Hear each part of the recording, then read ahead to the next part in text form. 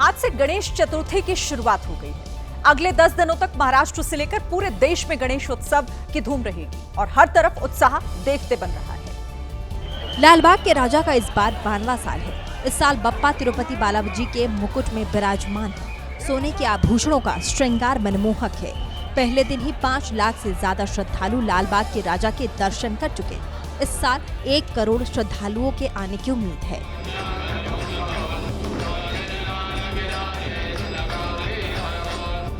मुंबई में सिद्धिविनायक मंदिर में भी भक्तों की भारी भीड़ नजर आई। पूरे विधि विधान के साथ उत्सव की शुरुआत हुई।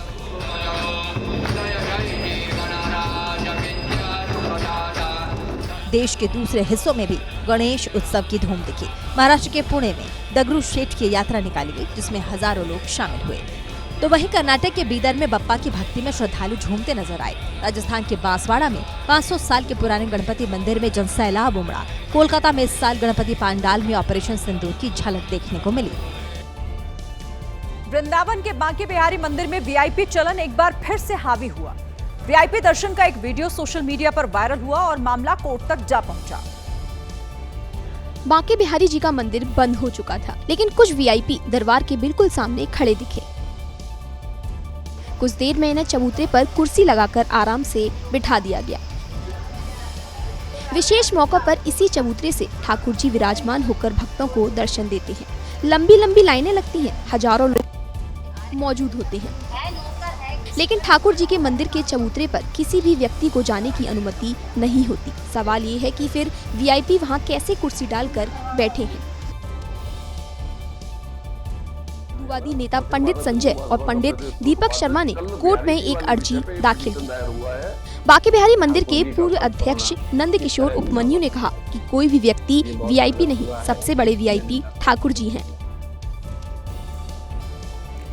भारत पर आज से 50% का अमेरिकी टैरिफ लागू हो गया है। एक रिपोर्ट के मुताबिक भारत के एक्सपोर्ट में 70% की कमी आ सकती है। साथ ही $60 अरब से ज्यादा का निर्यात प्रभावित हो सकता है। करने की किसी भी संभावनाओं को एक बार फिर नकार दिया है। I said, no, I don't want to make a trade deal with you.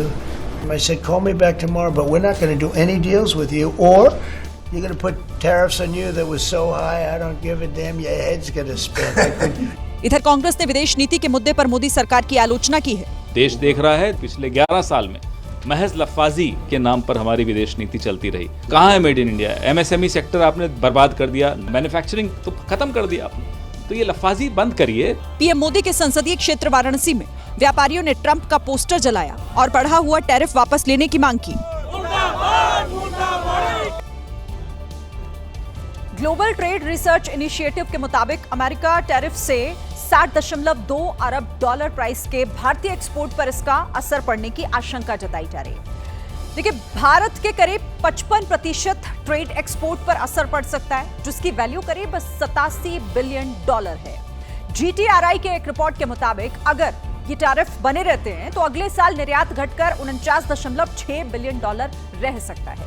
वहीं चीन, पाकिस्तान, वियतनाम और मैक्सिको जैसे देशों को सीधा लाभ पहुंच सकता है। एक्सपर्ट ने चेतावनी दी है इसे लेकर कि भारतीय वस्तुओं पर नए टैरिफ से निर्यात की मांग में भारी कमी आएगी। सबसे ज्यादा खतरा टेक्सटाइल और ज्वेलरी इंडस्ट्री पर, जिसका सीधा असर गुजरात और महाराष्ट्र पर पड़ेगा। देखिए, हिंदुस्तान ही नहीं बल्कि पाकिस्तान भी इस वक्त मूसलाधार मुसीबत से बेहाल है। पाकिस्तान के शहर शहर इस वक्त पानी के कहर से हाहाकार मचा रहे हैं। करतारपुर साहिब गुरुद्वारे में भी 10 फीट पानी भर गया है। करतारपुर साहिब का पूरा परिसर तालाब में तब्दील हो गया है। सिखों के इस बड़े धार्मिक स्थल में मानो जल कर्फ्यू लग गया हो। देखिए कैसे गुरुद्वारे का पूरा हिस्सा ही जलमग्न हो गया है। गुंबद तक पानी पहुंचता दिखाई दिया। ऐसा नहीं है कि स्थिति सिर्फ करतारपुर साहिब में ही ऐसी है। पंजाब के सियालकोट में भी हालत बद से बदतर है। पानी में शहर है या शहर में पानी, समझना मुश्किल है। इस ऑटो को देखिए, ऑटो का बस ऊपरी हिस्सा ही दिखाई दिया। इस कदर भरे पानी में सर पर हेलमेट लगाए लोग बाइक सड़क पर घसीटते दिखे। पाकिस्तान के पंजाब प्रांत के कसूर जिले के 14,000 लोगों को खतरे के स्थान से बाहर निकाला गया, जबकि भारतीय सीमा से सटे बहावल नगर से करीब 90,000 लोगों का रेस्क्यू किया गया।